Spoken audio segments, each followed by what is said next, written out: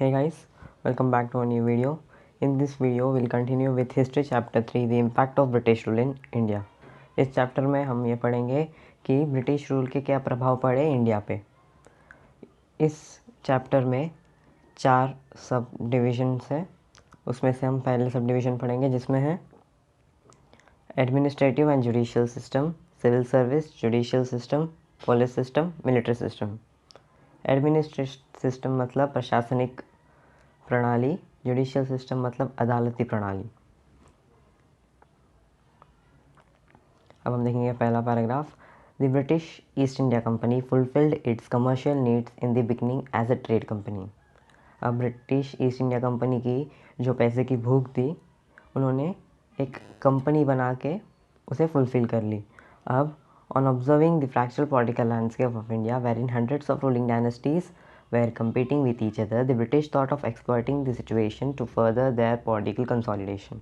अब ये बता रहा है, उन्होंने ऑब्ज़र्व किया, उन्होंने देखा कि इंडिया की जो पॉलिटिकल सिचुएशन है वो पूरी तरीके से फ्रैक्चर हो गई थी, क्योंकि कई सारे राजवंश जो है वो एक दूसरे के साथ ही compete कर रहे थे और ब्रिटिश ने सोचा इस मौके का फ़ायदा उठाएंगे। उन्होंने क्या किया, ये मौके का फ़ायदा उठा के उन्होंने अपना पॉलिटिकल कंसोलिडेशन आगे कर दिया। They implemented divide and rule policy. They implemented divide and rule policy among the Indian rulers and slowly dominated all the rulers and subjugated them. Divide and rule policy लगा के उन्होंने धीमे धीमे आहिस्ते आहिस्ते सबको डोमिनेट कर दिया और उन पे कंट्रोल, सब्जुगेट का अर्थ होता है कंट्रोल गेन करना, उन्होंने सब पे कंट्रोल गेन कर लिया था। In order to achieve complete domination in India they employed war and negotiation methods cleverly. ये मेथड्स कैसा होता है, मतलब वॉर करने से पहले नेगोशिएट किया जाता है, बातचीत की जाती है, अगर इससे काम नहीं बनता तो इससे काम कर लेते हैं।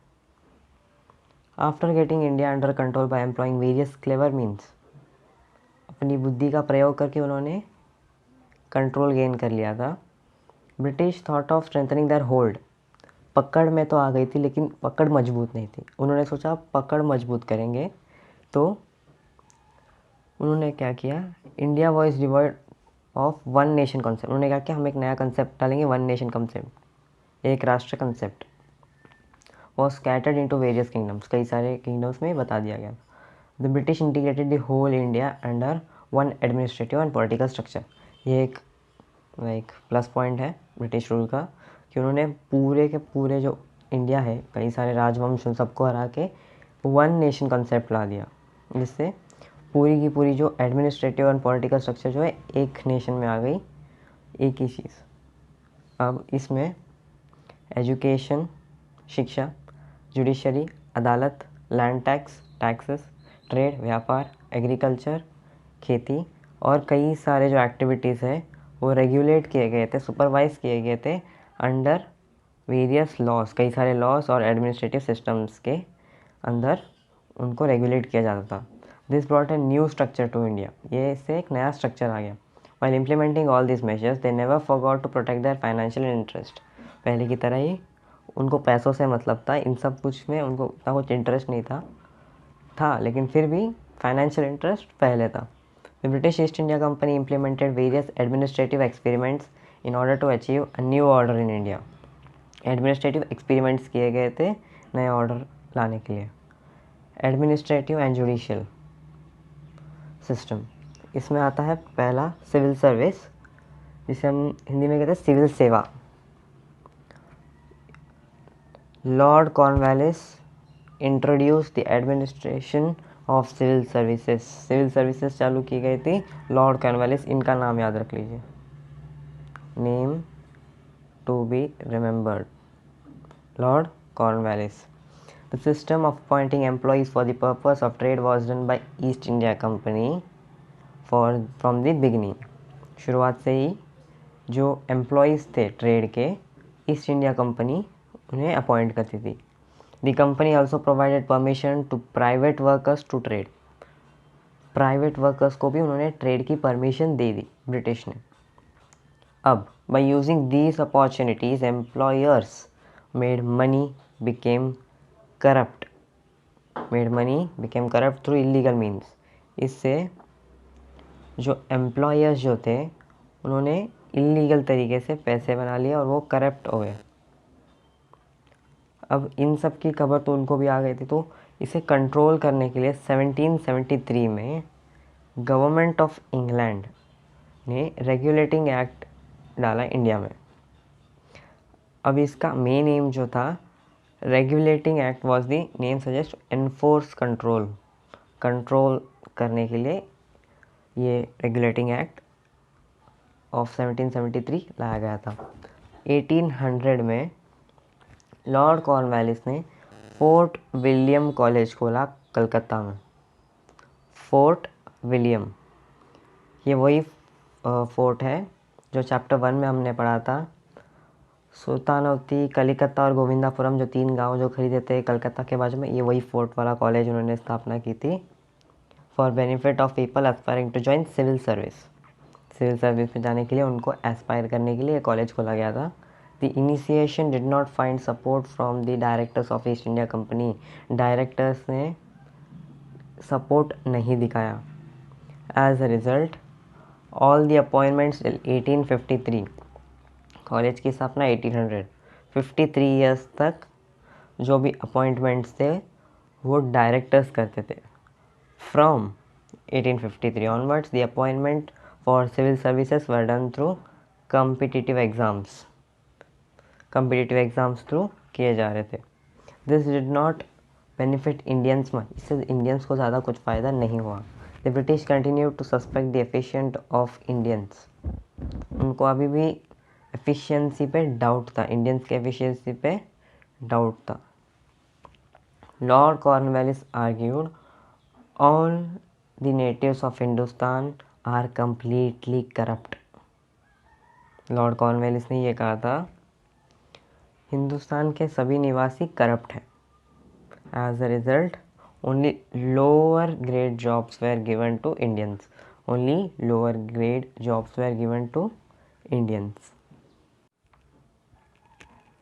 अब हम पढ़ेंगे judicial system. A new judicial system started finding roads with the British rule began taking over from the Mughal rule. Battle of Buxar और प्लासी के बाद जो मुगल्स के ऊपर रूल आ गया था ब्रिटिश का, वहाँ से एक नया जुडिशियल सिस्टम, अदालती प्रणाली जो है शुरू हो गया था।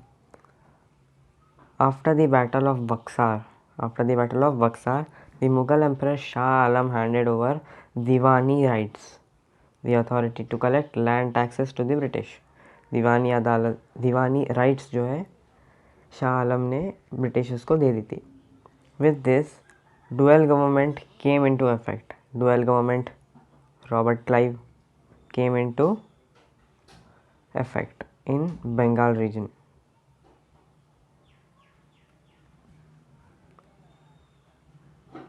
Under this, the authority to collect land taxes, civil and judiciary were given to Indian officials, whereas British retained the authority to managing the revenue collected। अब लैंड टैक्स जो है वो कलेक्ट हुए थे, उन सब की देखभाल ब्रिटिश करते थे, और जो लैंड टैक्स कलेक्ट करते थे सिविल्स जो है और जुडिशरी जो है अदालत और जस्टिस वगैरह जो है इंडियन रूलर्स देते थे, और रेवेन्यू जो कलेक्ट हुआ था वो मैनेज ब्रिटिशर्स करते थे। Later on the British thought of bringing more centralised judicial system, अब एक सेंट्रलाइज्ड जुडिशियल सिस्टम लाने का उन्होंने सोचा। With the implementation of this system British overtook the authority of Mughal and established the supremacy in India. With the implementation होने के बाद British ने मुगल अथॉरिटीज़ के ओवर सुप्रीमेसी अटेन कर ली थी। This was attain bye implementing new judicial system in India according to the administrative plan devised by Warren Hastings. अब administrative plan दिए गए थे वॉरेन हास्टिंग्स के through, who took over the administration as governor in 1772। 1772 को as governor आए थे। उनके administrative plan के जो तहत 2 types of courts were needed to be established in each district. 2 types of courts should be established in each district. One is a Diwani Adalat as civil court, a फौजदारी अदालत as criminal court. एक था civil court और एक criminal court. In these civil courts, Hindus were dispensed justice as per Hindu scriptures. Hindus को justice उनके scriptures के through दिए जाते थे एंड मुस्लिम्स एज पर शरीयत. मुस्लिम्स को शरीयत के थ्रू उनके जस्टिस दी जाती थी. The British legal procedures were introduced in the criminal courts. British के लीगल प्रोसीजर्स जो थे वो इंट्रोड्यूस किए गए थे क्रिमिनल कोर्ट्स के. Civil courts came under the administration of European officers. Civil court जो है वो आ गया under European officers. Though the criminal courts were under Qazis, still they were supervised through European officers. Criminal courts काजीज के अंदर आते थे, फिर भी उसे सुपरवाइज यूरोपियन ऑफिसर्स ही करते थे. अब हम पढ़ेंगे पुलिस सिस्टम. वापस से वही नाम. The police system are in charge of maintaining the internal law and order situation. What is police system? The police are in charge of maintaining the internal law and order situation. याद कर लो, आहट नहीं, याद कर लो. वापस वही नाम. Cornwallis, Lord Cornwallis implemented the efficient police system in India for the first time. Police system, Cornwallis. He created a new post. Superintendent of Police, SP Cornwallis. He divided a district into many stations. In 1793 and put each station under Kotwal. एक district को कई सारे stations में divide कर दिया. हर एक station में एक कोटवाल इंचार्ज था. Similarly every village came under चौकीदार. हर विलेज का जो रूल था वो चौकीदार के अंदर आ गया. Kotwal was made accountable for the thefts and crimes and other law violations at village level. Village level पे जो भी थेफ्ट, चोरी, क्राइम या जो भी लॉ वायलेशंस होते थे उसकी जवाबदारी बेचारा कोटवाल लेता था. The severe drought of 1770 led to weak law and order situation. जो ड्रॉट हुआ था 1770 में उससे weak law and order situation आ गया. Hence entire police system were brought under the control of British officers. Police जो है पूरी तरीके से ब्रिटिश ऑफिसर्स के अंडर आ गई. The system of appointing British magistrates started at 1781. 1781 से ब्रिटिश मैजिस्ट्रेट्स आने लगे. The police officers were under the power of magistrates. Police वाले जो थे मैजिस्ट्रेट्स के अंदर आते थे. British officers, the British officers के नीचे आते थे police officers. The police system underwent continuous changes. इस दौरान कंटिन्यूस चेंजेस आते थे. लगातार चेंजेस होते थे. The police system underwent continuous changes. In 1861 the Indian Police Act was implemented. This law is the base of good law and order administration. अब जो Indian police act है वो एक बेस है एक गुड लॉ एंड एडमिनिस्ट्रेशन का. But Indians were not appointed for the post of officers. फिर से वही कर दी ना फिर भी. In 1902 the police commission allowed the appointment of suitable qualified for the post of police officers. अब पुलिस कमीशन ने अलाउ किया अपॉइंटमेंट ऑफ सूटेबल यानी fit qualified post for police officers. Indians को लेने को तैयार हो गए लेकिन फिर भी उनको क्वालिफाइड होना चाहिए, सूटेबल होना चाहिए. In spite of all these measures, the discrimination against the Indians did not end.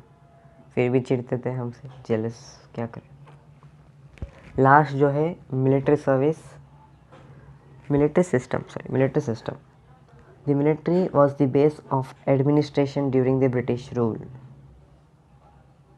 याद करना, the British was base foundation of administration. Administration चलता ही था मिलिट्री के through. The British appointed the Indians for military and took entire India under their control. Indians के लोगों को military में डाल के पूरी इंडिया को अपने कंट्रोल में डाल दिया with the help of military itself. They protected their supremacy by addressing the challenges posed by outside as well as inside forces with the help of military. बाहर के थ्रेट्स, इंटरनल और external, internal threats और external threats सब clear होते थे military through. Internal threats और external threats सब clear होते थे मिलिट्री थ्रू।